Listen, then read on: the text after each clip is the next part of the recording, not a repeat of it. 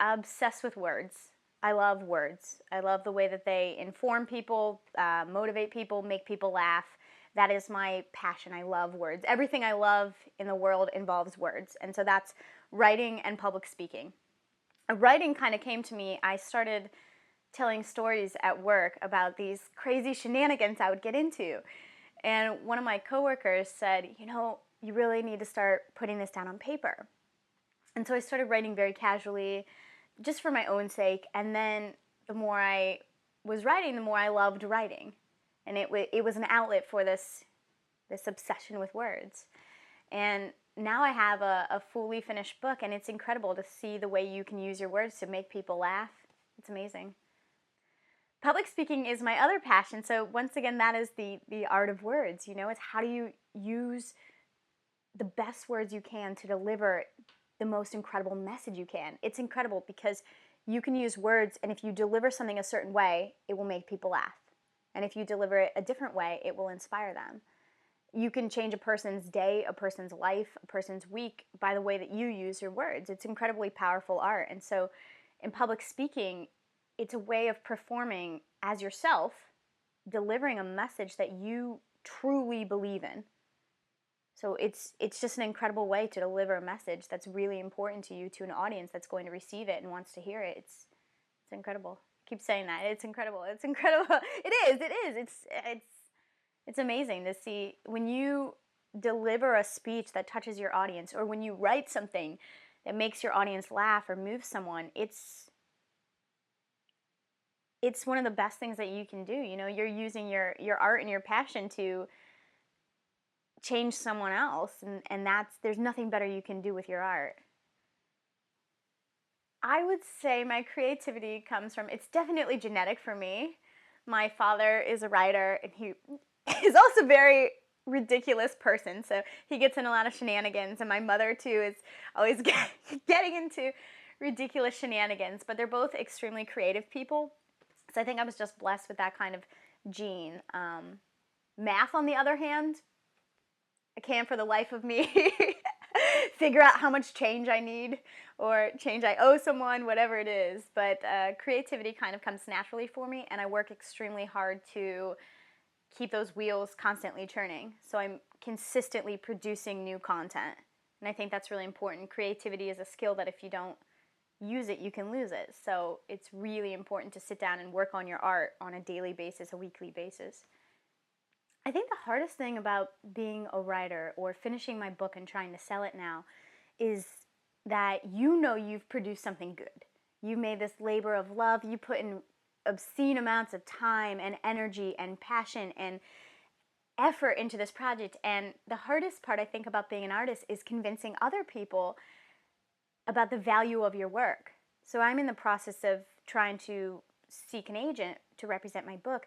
And the main feedback I keep getting is, what's your platform? What's your platform? Do you have 10,000 followers on Twitter? Is everybody watching your YouTube channel? And it's really frustrating as an artist to know that you're producing things that are good, but you have to also be in the market of selling it. You have to be constantly convincing people of your value and your worth and to love your art, and that can't stop you from producing.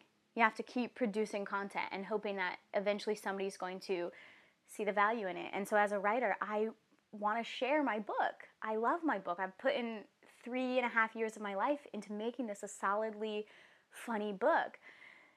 And when you're trying to sell it, it's frustrating and it's difficult, but I genuinely believe it's just part of the game. You have to, keep convincing people how to do it. And so you go back to the drawing board. What can I do differently? How can I get 10,000 followers on Twitter? I don't even know if that's feasible, but how can I do that?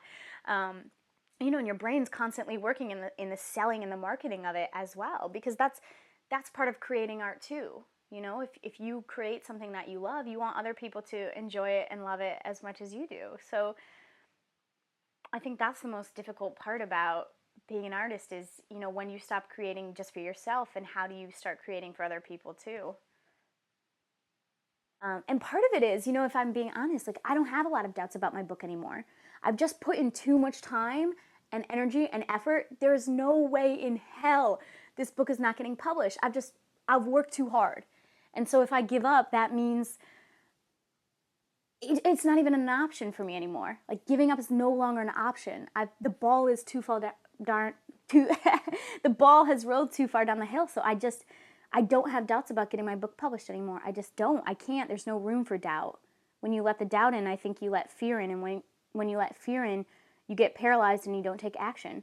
So I just don't have room for doubt in my life anymore. And I've always been a believer that you take the leap and figure it out on your way down. And, I make a lot of choices, and then you deal with those choices as you're going. But if you don't make choices and you're paralyzed by your doubt and your fear, you're never going to get anywhere. I just don't have time for doubt. I don't. That's the most honest answer I can give you. I don't. New York is the city to be in if you are a creative 20-something. It is. And I have a love-hate relationship with New York. Everyone does, I think. You walk out on the subway and someone is angry and it smells like urine and you're like, why am I here? But you're here because this is the city to be in. If you want to excel in a creative field, you are going to be around people who are going to inspire you, motivate you, kick you in the ass, get you into gear. And it is the right place to be if you are in your 20s and you're trying to do something creatively. You're not going to meet more inspiring people anywhere else, I don't think. As a writer, one of the funniest things about being a writer, so I'm in the process of trying to find an agent to sell my book, and I call it the racking up rejections phase.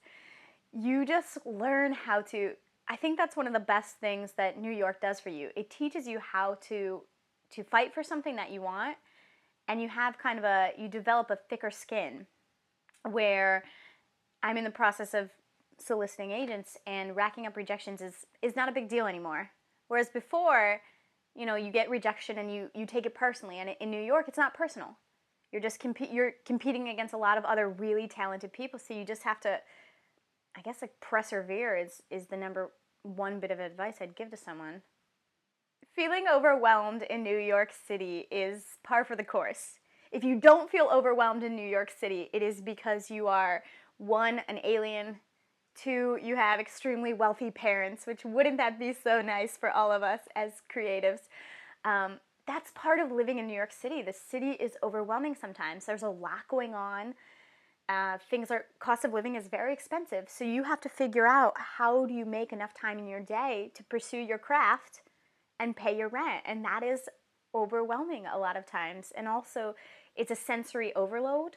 For me, I do best in situations of chaos. So New York City is a city for me that works. But if you're a person who doesn't do well in chaos, you're an introvert, you're someone who needs time to reflect, it's hard to find those times and places where you can do that. I love talking about being in your 20s. Being in your 20s is exactly like being 13. It really is. At least for me, I'm boy crazy. I'm single. I have a bunk bed. I don't know what I'm doing with my life. My face is breaking out. It's exactly like being 13 again, except everybody's acting like you should have figured it out.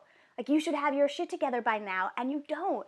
And so you feel this pressure, not only from yourself, from your family, from your friends, from your ex-boyfriends, about what you should and shouldn't be doing with your life, and how you can't solidly say, this is what I'm doing, and this is the amount of money I make. And for those of us who have chosen creative fields, I think it takes more time. It just takes more time, and you have to be willing to be in transition for a longer period of time. So you have to be willing to be working a retail job, or eating ramen noodles, or, being confused. And when you meet someone at a bar and they say, what do you do? Not having an answer that you're necessarily proud of at that moment. And you have to believe that there's going to be a payoff in the end. And if you just keep working on your art, there's going to be that time when you can say, I'm a published author, or I'm a musician. But being in your mid-20s is hard, man. It's really hard. It's about figuring it out. And I think our generation is going through this moment of, what am I doing? I don't know what I'm supposed to be doing. What do I want to be doing? And we're really struggling with figuring it out. And your life is it's a lot of transition. Being in your mid-20s is a lot of transition and just trying to figure things out. And I think the best if there's one thing I can say to anybody who is watching this in their mid-20s, beyond you're going to be okay, it's that it's okay that you don't have it figured out yet. That's okay. You know, you don't have to have all the answers now. So long as you can sit down and you can work it out, and you're not 50 without the answers, you know? It's okay if you're not to your destination yet. That's all right.